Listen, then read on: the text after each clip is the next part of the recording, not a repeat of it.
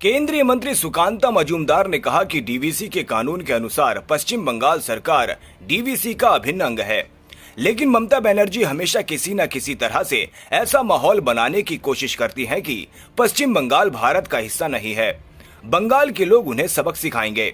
According to the DVC legislation, the West Bengal government is an integral part of the DVC. The representation from the West Bengal is very much necessary. But Mamata Banerjee somehow always trying to make a environment that this state, that is the West Bengal, state of West Bengal, is not a part of India. So she is trying.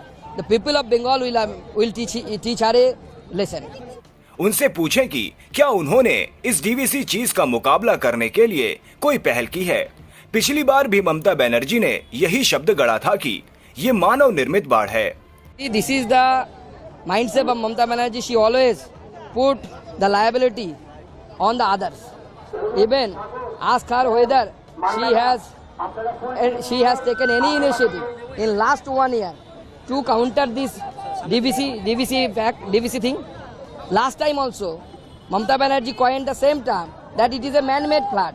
So if you are aware of that man-made flood, so you should have taken some initiative. Whether have you taken any kind of initiative in last 1 year? You won't be able to tell any step.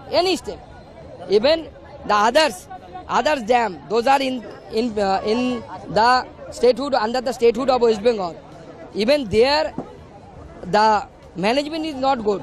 The water retention capacity of these dams, those are situated in West Bengal, is decreasing day by day, because with the time stilting happens. But no upliftment of stilt has been observed by any one of the state, because there is no money. The TMC government is bankrupt, and that's why this kind of incident.